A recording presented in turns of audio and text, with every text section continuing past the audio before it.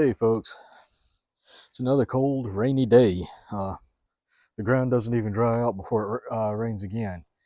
And at this point, I'm kind of wishing it would slack off, at least for a while, so that it would dry out enough that I could get some outdoor projects done. I've got a lot of things to do outside that I just can't get done in the rain because it's just too wet and muddy. Uh, a lot of the cutting and milling of wood that I need to get done can't do that while everything's soaking wet and raining. Um, I need to finish up some burning to clear a spot for my blacksmith shop, but I can't even do that because everything is just soaked. So at this point, I'm trying to focus on things that I can get done inside or that I can get done while it is raining. That kind of limits what I can do, but I'm trying to get some of it done. Anyway, I wanted to talk about some of the latest economic numbers that come out yesterday and today. Um, the CPI numbers came out this week, and everybody's celebrating. A lot of people are celebrating, I should say, because the reported inflation rate has come down to 7.1%. Again, I've explained how that's not an accurate number. If I'm not going to go into all that again here, except to say that it's not an accurate number because the formula that is used to calculate that is manipulated whenever they get numbers that they don't like. So the numbers are manipulated to make it look better than what it actually is. But anyway, the reported numbers out this week were 7.1%. So everybody is celebrating Biden's wonderful job at controlling inflation through the rate hikes. The problem is the Fed has announced that they raised the rate hike to another 50 basis points. So right now we're at what is it, 4.4? They're already predicting that the Fed will not do a full pivot until we reach 5 to 5.1%. Why is that important? Well, everybody's celebrating that the high interest rate hikes are working because the inflation rate's down to 7.1. The problem is that a lot of people have been laid off, a lot of people are struggling, and a lot of people have cut spending. So is the drop in the inflation rate due to what the Fed is doing, or is it due to people not spending money because they don't have money and they can't afford to get what they need to get? So they're having to be more frugal in what they buy. Everybody's also celebrating the fact that all the recent hikes by the Fed have been like 75 basis points, and now suddenly it's down to 50. So everybody's celebrating the fact that they're slowing down. They're finally about to pivot. I don't think that's the case. I think they might be slowing down a little bit, but they've expressed a desire to bring unemployment up to about 6%, 6 to 6.1%, somewhere around in there. And right now it's currently at 3.7. If I'm looking, yeah, currently it's at 3.7. So we have a long way to go before that happens. No, we're only about halfway there. So it's my belief that they will continue to hike rates well into next year. I don't believe they're going to actually start pivoting until the middle or end of next year. What that means, though, is unemployment's going to go up. I don't think inflation is going to fall as fast as they think it will, because I think a lot of the drop with the current inflation rate is, again, due to people not having the money to buy what they need to buy. So that reduces spending, and that brings down inflation. Uh, and I think that's the main cause of why the inflation rate is coming down, not so much that uh, the Fed's interest rate hikes are working. So, you've got two different factors that affect the inflation rate. And, sorry, folks. And it's my belief that it's more the consumer that's bringing it down rather than uh, the Fed. Something else to consider. Let's see. I'm looking at some notes here. I've read a couple of articles that I wanted to let you guys know about that seem to stand out to me to reinforce the fact that it's the consumer that's affecting the interest rates and not, or then affecting the inflation rate, not necessarily the Fed. Because two articles that I read, and the links are going to be down below.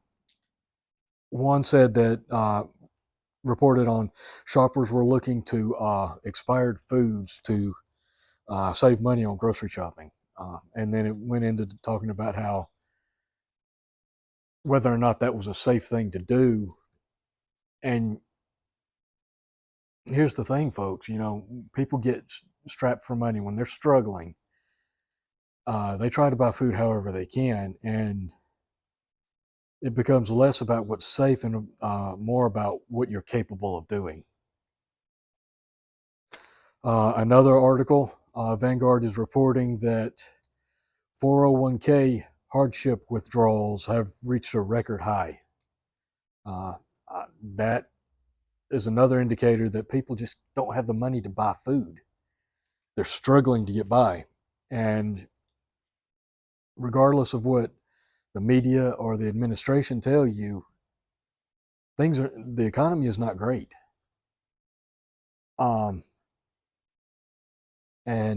people are struggling really hard. They're buying expired foods, marked down foods. They're drawing money out of their 401ks to help them get by, taking money out of their retirements. I've read a couple of articles where a lot of investment funds for commercial and retail, as well as residential properties, they're having a lot of money pulled out of a lot of these funds, particularly with the retail investors. They're pulling a lot of money out. So this is all pointing to the fact that, people are having to pull money from wherever they can, plus they're having to buy the cheapest food possible, and sometimes that food might not be edible, might not be safe to eat. We've talked about expiration dates on food here before, and expiration dates are more of a guideline just to cover the manufacturer's butt in the terms of things like boxed foods, dried food products, canned goods, etc. But if you're talking about expiration dates on fresh products like eggs, milk, meat, things like that, that's a whole nother matter right there. I've bought a lot of marked down discounted meat because it was cheaper. But with that, you have to be very careful that you inspect the meat very good before you buy it, because you don't want to buy some meat that's been marked down, get it home, and then find out it's spoiled, because it's no good to you then. So you have to be careful.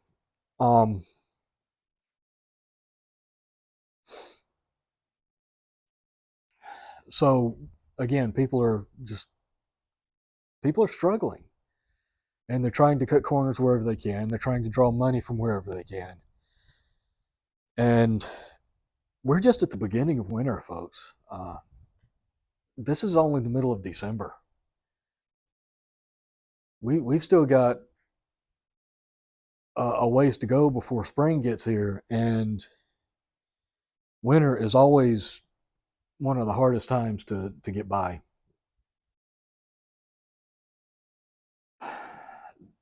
I don't think there's anything to really celebrate about. I don't think anybody should get excited by the fact that inflation rates come down to 7.1%. Uh, it's still ridiculously high, and there's always the potential that it's come down, like I was saying, because people are not spending as much. But then after Christmas, people are going to be spending even less, because right now people are they're they're buying what they can, but they're also trying to buy Christmas. And a lot of the reports I'm seeing, they're buying Christmas on credit card. They're taking out debt to buy Christmas, and that's a bad thing to do. Uh, so, January, February, March, those are going to be really bad months, I think, for the economy, because the holiday shopping is going to be over. People are going to be done shopping, and then they're going to be focused on paying down what debt they built up during the holidays, and just trying to get by, pay bills, and buy food. So I don't think you're going to see any unnecessary spending by the consumer over the next 3 or 4 months. This doesn't look good for the economy going forward for the next 3 to 6 months. Uh, Experts are still saying, they're expecting a major recession by the middle of next year, and I'm inclined to agree with them on that.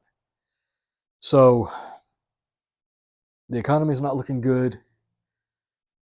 Multiple indications that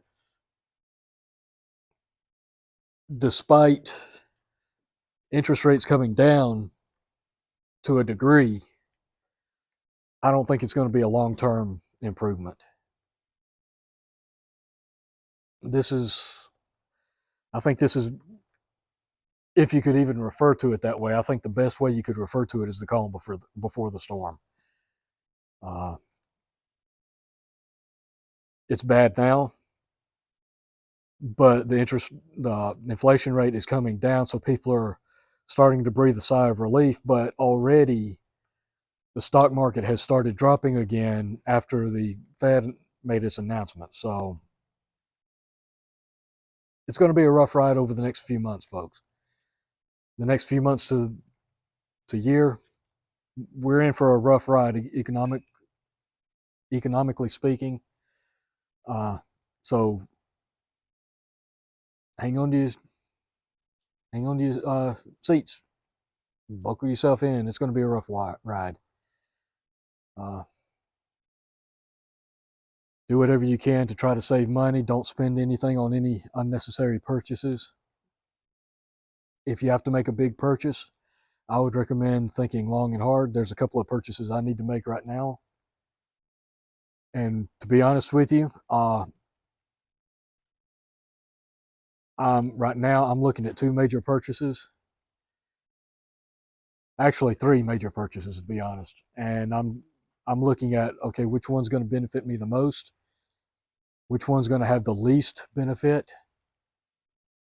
And I'm trying to weigh things out that way, because I want to make sure I spend my money where it's going to have the most impact on my life. And if it's something that would make things a little bit easier, but is not absolutely necessary, I'm just going to have to tough it out. And there's a lot of people in the same situation, and a lot of people in a worse situation. So again, it's going to be a rough ride, folks. So get ready. I hope you're ready for it. I hope you're prepping. I hope you're doing what you can right now while you can. Next year is going to be interesting, folks. That's all I got to say. That's all I've got. Until next time, folks, stay safe, take care, keep prepping. For God's sakes, keep prepping. Do not get complacent right now. This is the worst time to do that. Take care of yourselves and your families. And until next time, everybody, I'll catch you later.